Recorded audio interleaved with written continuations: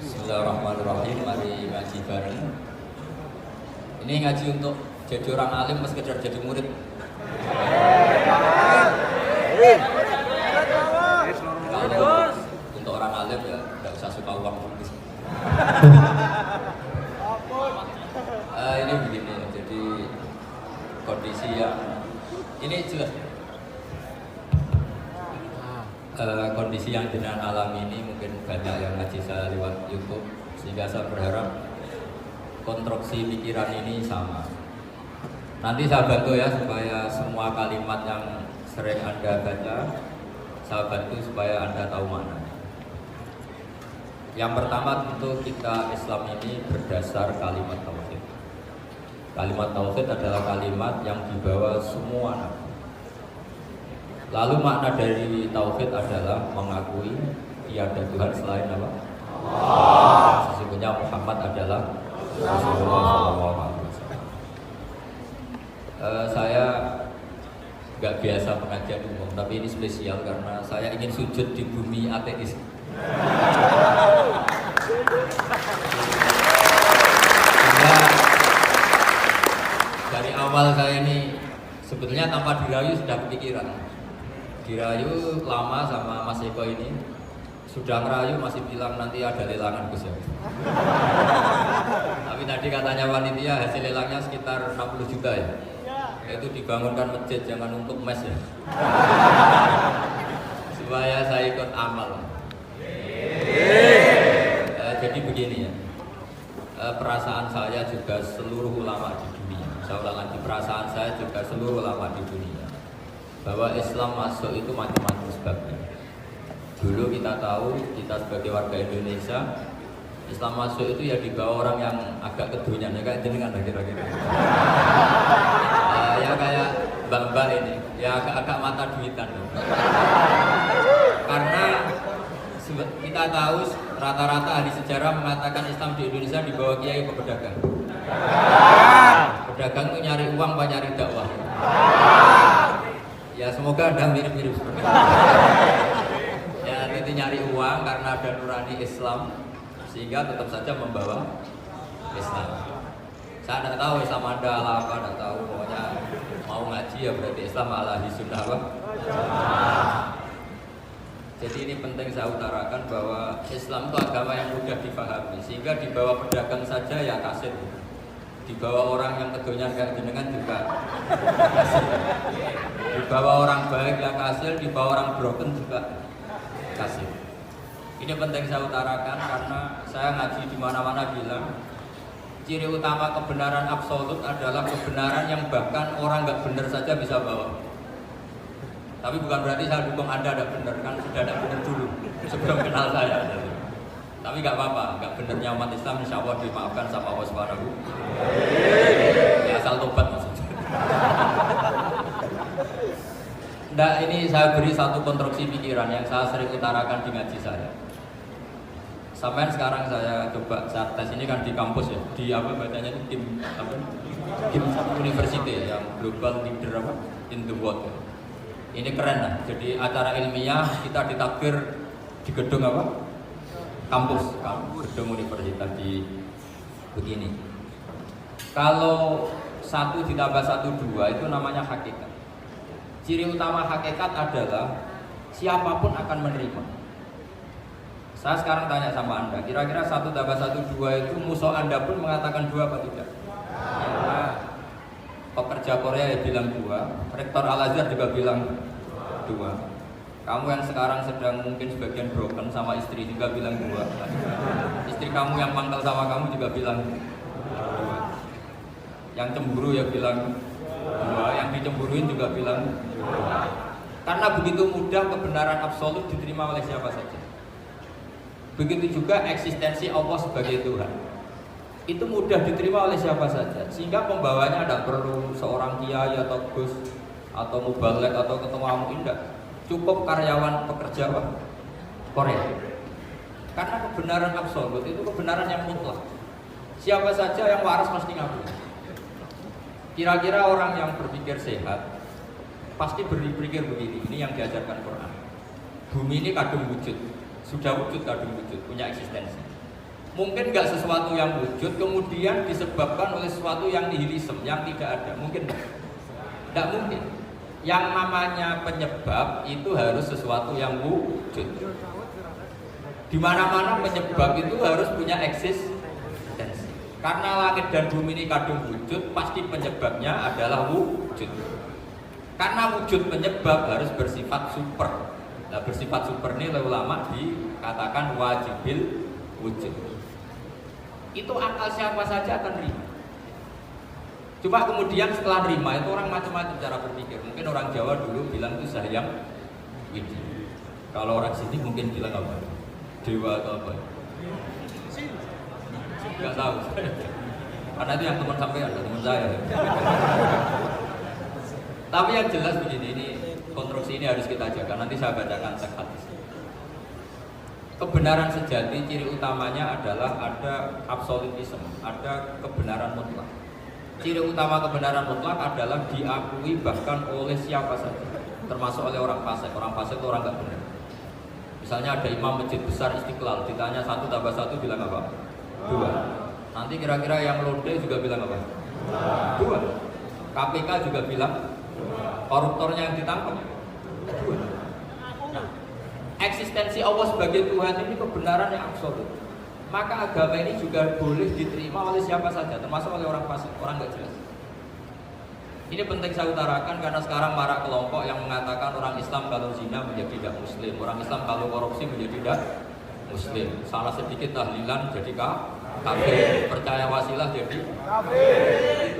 Itu tidak benar seperti itu. Karena kebenaran eksistensi itu kebenaran yang nggak bisa diganggu. Seperti Anda ini kan warga Indonesia. KPK ya warga Indonesia, koruptornya juga warga. Apa setelah dia korupsi lalu tidak warga Indonesia? Tetap warga. Orang yang meyakini kalimat tauhid setelah dia salah apa terus tidak ya tauhid? Kan tetap ya. Maka dia tetap Ini penting saya utarakan. Kalau seorang warga Indonesia yang koruptor, yang macam-macam saja tetap warga Indonesia, padahal banyak kesalahan. Karena status warga Indonesia adalah status yang permanen. Begitu juga status Muslim adalah permanen bagi siapa saja yang melafazkan La ilaha illallah Muhammadur Rasulullah. Kita tidak bisa mengkafir-kafir. Itu juga yang sering dipesankan dan jadi ciri khas ulama ahli sunnah wal jamaah, tidak mengkafirkan orang Islam meskipun melakukan dosa besar. Soal dia salah nanti masuk neraka, silakan saja, saya tidak ikut, paham ya? Sampai bisa mencoba. Tapi tetap saja dia muslim. Analoginya tadi.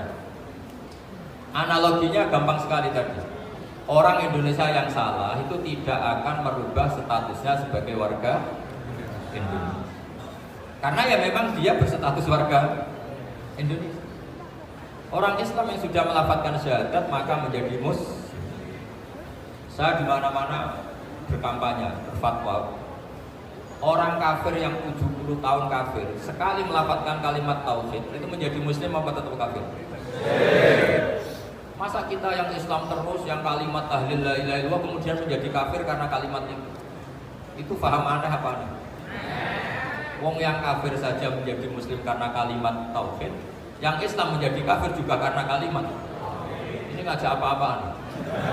Ya ngajak goblok-goblokan.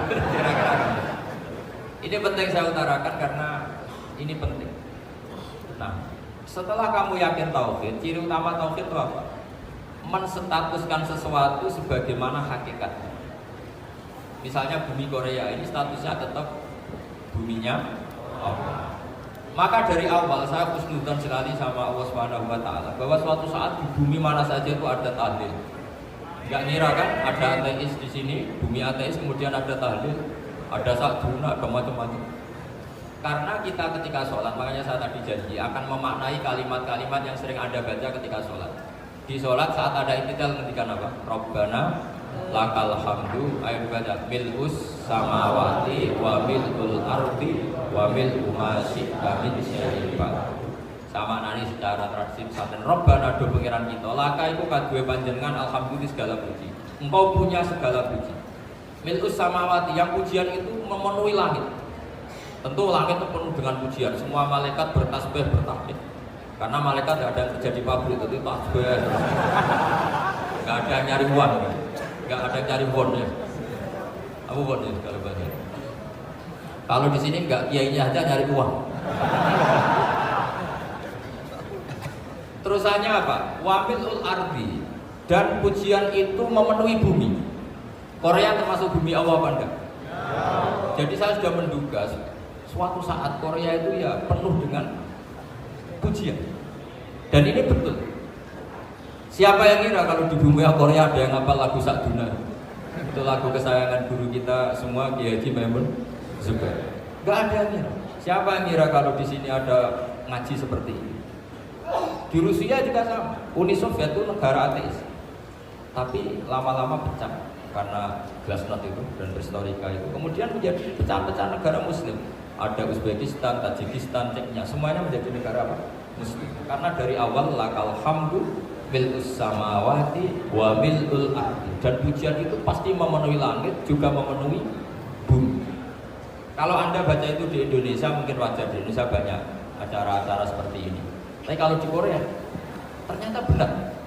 Dan anda ini kalian semua termasuk pembuktian benarnya wa mil'ul ardi. Keren kan teman? Oh, keren sekali, bukan sekedar keren.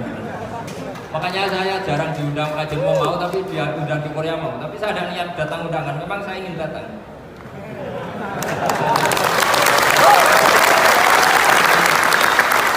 Bentuk penghormatan saya. Untuk penghormatan saya bahwa pada akhirnya benar-benar lakal hamdu mil'us samawati wa mil'ul ardi. Jadi Anda tidak perlu pesimis, dulu Indonesia juga seperti itu. Banyak Buddha, Hindu, macam ateisme. Kemudian berkatnya para ulama sekarang jadi negara yang mayoritas muslim. Korea, barokahnya orang-orang kedonyan seperti ini banyak. Gak apa-apa. Karena sebagian agama Islam, sebagian sejarah ditulis di bawah pedagang-pedagang Gujarat.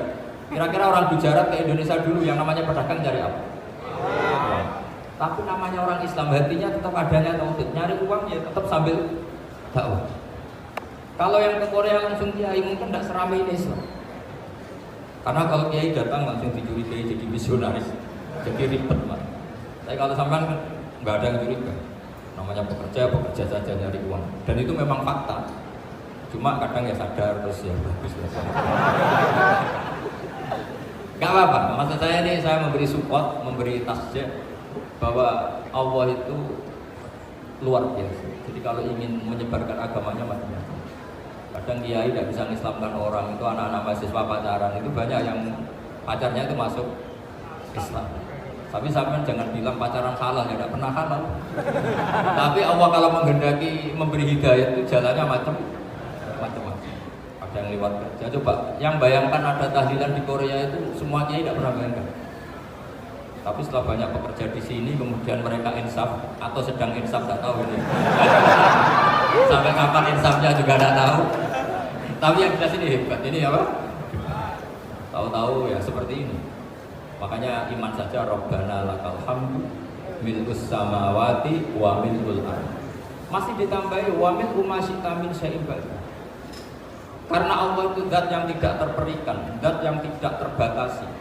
Maka pujian di langit dan bumi ini masih kurang. Masih ada apa saja yang nanti akan dipenuhi oleh pujian kepada Allah Subhanahu wa ta'ala. Wa mil'u ma syi'ta min syai'in ba'd. Dan pujian kepada Engkau ya Allah akan memenuhi semua ruangan yang Engkau kehendaki. Mungkin suatu saat negara-negara yang sekarang yang paling minim Islam itu di Amerika Selatan, kayak di Argentina dan sebagainya. Itu nanti suatu saat juga penuh dengan pujian, karena tetap Rabbana lakal hamdu mil'us samawati wa mil'ul ardi wa mil'u ma syi'ta min syai'in. Saya di Jogja setiap akhir ngaji saya ajari wiridan. Mungkin wiridan ini tidak asing bagi jenengan karena sering saya baca Subhanallah wa bihamdihi adada khalqihi wa ridha nafsihi wa zinata arsyihi wa midada kalimah. Bahwa kita memuji Allah itu adada khalqi, sesuai jumlah makhluk. Semua makhluk Allah meskipun kelihatannya mengecewakan, ini semuanya memuji sama Allah Subhanahu wa taala. Meskipun kadang kita kecewa, kadang kita tidak cocok. Coba barokahnya Anda ini agak-agak kecewa gitu dengan Indonesia karena agak menyediakan lapangan kerja untuk Anda.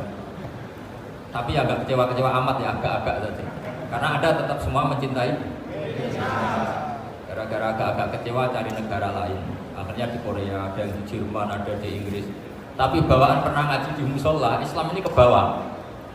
Sehingga karena Islam ini ke bawah, tahu-tahu ada komunitas yang memikirkan umumnya orang mikir Islam itu ya bikin masjid. Kalau di Korea unik, nyewa apa?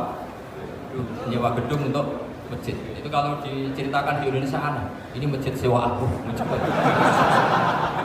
Tapi kalau di sini lazim, karena kalau beli mahal ya cukup sewa. Saya tidak tahu kalau dalam terminologi agama tempat Anda sujud ini nanti jadi saksi di akhirat. Itu yang permanen apa yang sewaan tidak tahu. Jadi nanti bumi ini tanya, ya saya Allah pernah dipakai sujud, tapi setelah 1 tahun nggak kuat menambah lagi. Makanya saya dukung tadi yang ada gerakan masjid apa. Sebenarnya permanen nggak permanen itu tetap bagus, tidak usah memaksakan. Yang jelas saya sudah ikut nyumbang melelang tadi, dan saya berharap uang itu benar-benar untuk masjid. Kalau untuk takmirnya juga nggak apa-apa, yang penting untuk menghidupi masjid. Saya juga termasuk kiai yang nggak suka kalau hukum itu terlalu fanatik. Misalnya uang ini untuk masjid, kemudian imamnya diterlantarkan karena alasannya ini untuk masjid. Imam kan nggak masjid. Jadi kalau imamnya nggak diservis kemudian mutung terus pulang ke Indonesia, ini jadi masalah. Tapi saya juga nggak suka kalau ada negara gitu. Betul-betul saya nggak suka yang imamnya itu terlalu diservis. Ini buruk sekali. Pernah ada anekdot, ini anekdot tapi nyata. Ada negara yang sangat sehat, Islamnya sangat sehat. Itu imamnya 1 bulan itu digaji 70 juta. Kira-kira 70 juta dibagi 1 hari berapa? 5 sholat. 5 kali 30 berapa? Kira-kira 150. Berarti per sholat dapat berapa? Kira-kira. Kan biasa potong gaji kalau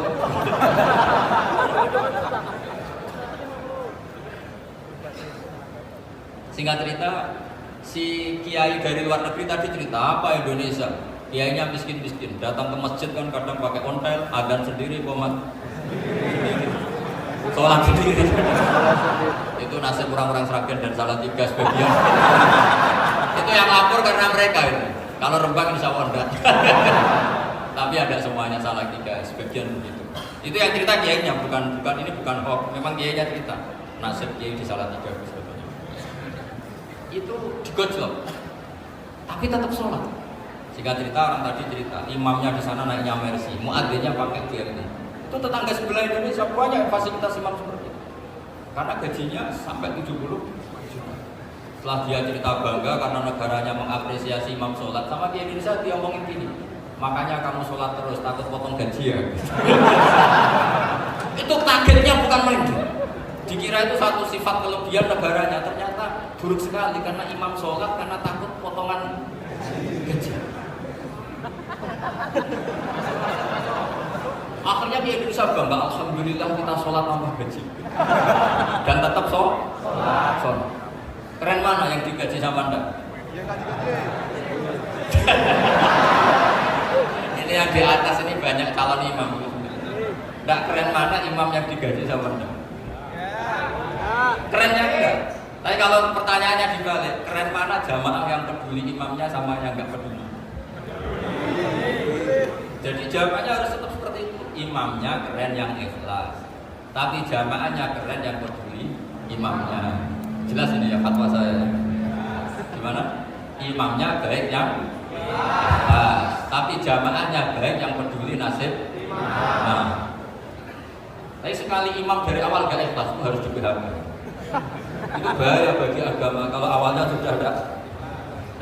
Karena nanti setelah habis subuh terus dihitung, oh setahu saya sholat terus kok kenapa gajinya tinggal segini?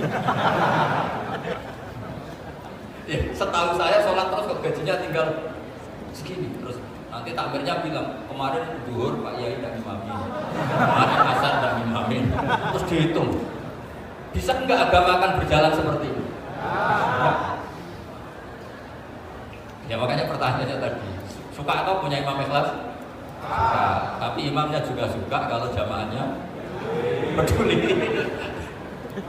Ini penting, jadi saya mensupport Anda, mensupport kalian semua bahwa agama ini akan diurus oleh Allah Subhanahu wa Ta'ala. Makanya Sayyidina Umar radhiyallahu anhu kalau disuruh mikir agama itu tidak mau betul. Ketika Umar jadi khalifah itu puncak keemasan masa Islam. Semuanya stabil, semuanya hebat. Sampai Irak, Iran zaman itu Persia masuk, semuanya Mesir, itu semuanya ikut Islam. Ketika Islam pada puncaknya, yang dikhawatirkan oleh masyarakat adalah begini. Lalu setelah Umar itu bagaimana? Islam setelah dipimpin orang yang tangguh, yang kuat, yang waroi, yang zuhud. Lalu setelah Umar itu gimana? Tapi Umar disuruh mikir gak mau. Sampai setiap Abdullah bin Umar jalan-jalan di kampung-kampung itu agaknya dianggap pecundang. Tahu sampai pecundang, orang yang gak tanggung jawab. Karena orang-orang bilang gini, ya Abdullah bin Umar, bagaimana pendapat Anda kalau ada penggembala kambing di tengah hutan atau di tengah padang rumput, kemudian dia ninggal gelanggang kambingnya, kamu anggap penggembala ini gimana? Oh itu penggembala yang zalim. Pasti kalau kambing tinggal ya kacau. Apalagi ini umat Rasulullah Shallallahu Alaihi Wasallam. Ini agama kamu tidak pernah wasiat, tidak pernah ngatur suksesi. Lalu Islam setelah dia bagaimana? Suruh dia ngomong penggantinya siapa? Karena beliau sudah sepuh, harus ada suksesi. Akhirnya Abdullah bin Umar lapor ke Umar. Ini gimana bahwa orang mengkomplain begini. Apa kata Umar? Agama itu beda dengan kambing. Agama itu milik Allah Subhanahu. Buat saya pikir dan saya pikir tetap jalan. Nah, ini terbukti dengan ulama yang enggak, mufti yang enggak, tapi bisa menjalankan agama. Kalau agama sampai pikir malah rusak. Sudah pokoknya lakukan saja, tidak usah dipikir. Akhirnya betul. Karena agama ini milik Allah. Soal kita serius memikirkannya itu karena hikmah, karena kita ingin berbakti pada agama. Tapi Anda tidak boleh berpikir kalau agama ini butuh pemikiran beda loh ya. Kita khidmah agama serius karena kita ingin mengkhidmati agama. Tapi agama ini tidak pernah butuh kita, karena agama ini akan diurus oleh Allah Subhanahu. Coba pas sampai kecil orang jilbaban di Indonesia itu banyak apa banyak sekarang? Banyak sekarang. Kiainya mutu orang dulu apa mutu orang sekarang? Tapi perkembangan Islam itu ramai sekarang apa ramai dulu? Ramai sekarang. Islam menyebar di seluruh dunia itu. Zaman Wali Songo, zaman sampean keren mana? Keren sekarang. Kualitas solehnya sampean sama Wali Songo.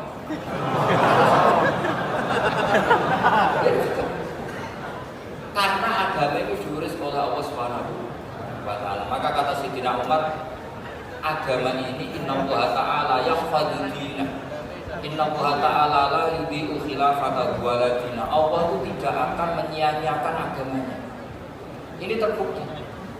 Agama ini pernah dipimpin orang terbaik di dunia, yaitu Rasulullah Shallallahu Alaihi Wasallam. Ketika beliau intakola ila rafiqil a'la, ketika beliau pindah ke alam sana, diteruskan oleh sahabat yang tentu jauh di bawah Rasulullah, diteruskan tabi'in, diteruskan para wali songo, diteruskan yang sampean yang jauh di bawah wali songo, sejauh-jauh. Tapi agama jalan sampai Korea. Agama jalan sampai apa? Dulu wali songo itu hanya sampai Mojokerto, sampai Tulungagung. Di bawah sampai ya, Payaban sampai mana? Coba kalau Allah nggak ngurus, nggak bisa. Yang gerakkan hatinya sampean peduli sama masjid siapa? Allah Subhanahu Wa Taala. Yang menggerakkan hati sampean peduli sama agama siapa? Tapi yang menggerakkan sampean ke Korea apa? Uang kan?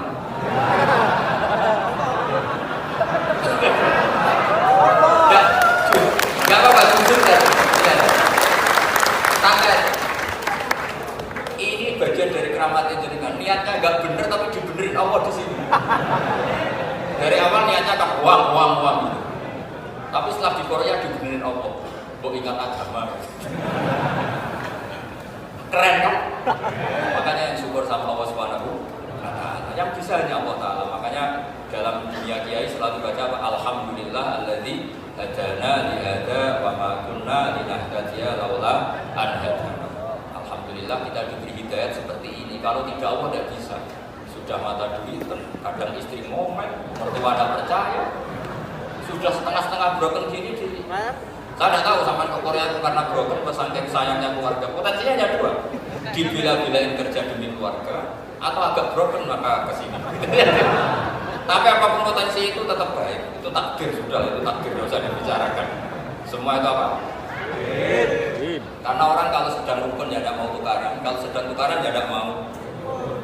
Itu sudah semuanya takdir. Kata bapak saya dulu kalau ada orang mau jualan tanah, Pak Yai tanah saya mau saya jual. Ini gimana padahal ini tanah warisan, kata bapak. Nak waya adol ya adol. Memang ini saatnya jual ya jual saja.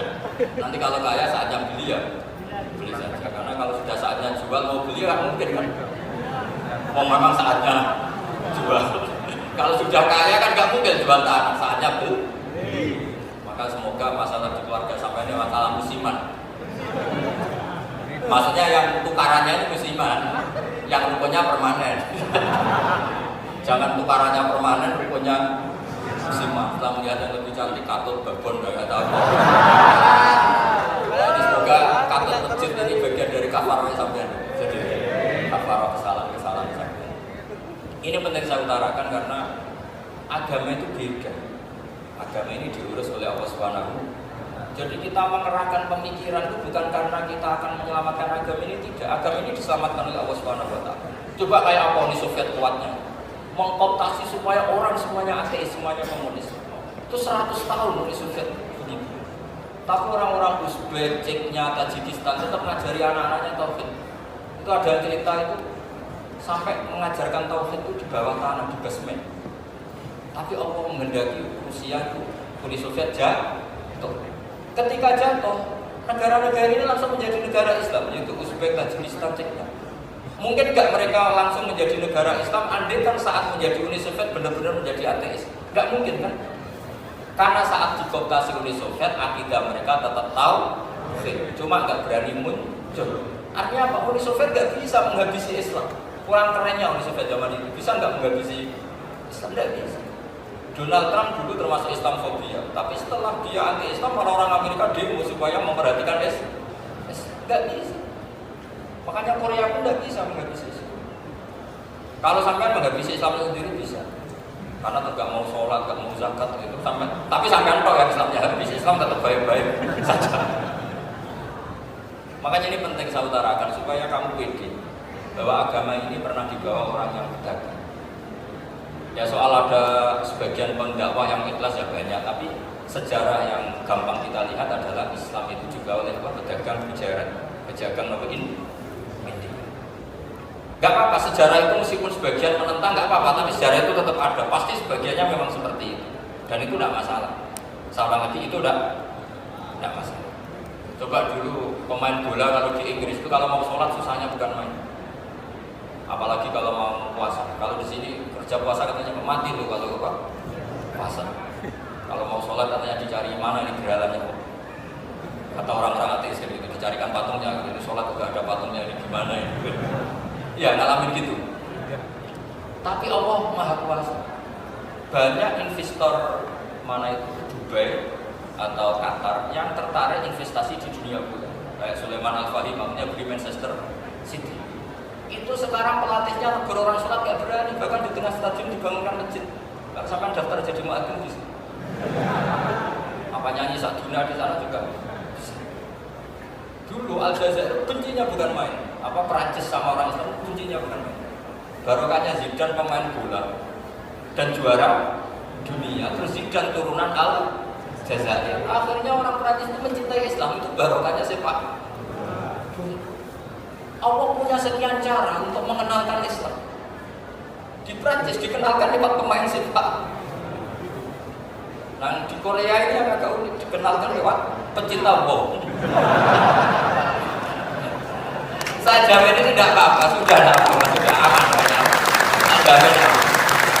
Makanya alhamdulillahilladzi hadana lihada wa ma kunna linahtadiya laula an hadana.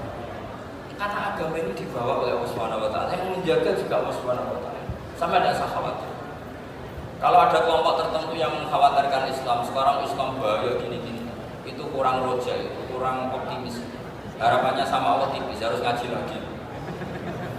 Agama ini dimangka nayarjuwa wal yaumal akhir. Agama ini bagi yang terus-menerus berpengharapan kepada Allah Subhanahu wa taala. Agama ini dimangka nayarjuwa, coba bahasa Arabnya roja, yarju rojaan, maknanya harapan. Jadi agama ini bagi yang selalu berpengharapan, bukan yang pesimis, bukan yang hati kecil, apalagi yang tukang putus asa. Coba agama ini begitu luar biasa, dibawa orang yang macam-macam. Tadi di Prancis dibawa oleh pemain apa? Ada masjid di Inggris, dia dibawa mahasiswa-mahasiswa itu yang dulu sebagian yang nggak pernah ngaji, setelah di Inggris bikin komunitas pengajian. Di Korea dibawa tadi pecinta apa? Tapi lama-lama cinta Tuhan. Karena ya memang sebenarnya sudah cinta Tuhan. Cuma ya cara cinta ini nunggu punya uang. Ya sudah, alhamdulillah seperti ini sudah luar biasa. Sudah insya Allah diterima oleh Allah Subhanahu wa taala. Selalu berharap semoga ini tetap satu bukti bahwa Allah itu harus kita sembah di mana-mana. Karena tadi Allah akan selalu apa? Rabbana lakal hamdu mil'us samawati wa mil'ul ardi wa mil'u ma syi'ta min syai'in. Bahwa pujian kepada Allah akan selalu memenuhi langit dan memenuhi bumi. Korea termasuk buminya. Makanya pegangan yang saya minta sama pengurus untuk di-share adalah apa? Dawai Rasulullah SAW. Mungkin nanti panitia harus meng-share itu. Ini Musnad Ahmad, riwayat dari Imam Ahmad. Al-Bila dua. Sudah punya? Nanti di-share ya. Al-Biladu dua, bahwa negara hakikatnya adalah negara Allah. Wal ibad dua, semua hamba hakikatnya adalah hamba. Di hadis itu fahaitsuma asabta khairan fa'akim. Kapan saja kamu menemukan kebaikan di tempat Anda berdomisili, fa'akim, kamu tidak apa-apa di sini. Kamu di sini dapat uang, dapat masjid, dapat sewa masjid. Tidak tahu sewa apa permanen, pokoknya itu bagus gitu. Buminya dirayu, bumi meskipun ini nggak permanen, tapi tetap jadi saksi loh ya. Harus ada kompromi. Karena kalau dengar orang Indonesia jadi aneh, masjid kok nyewa.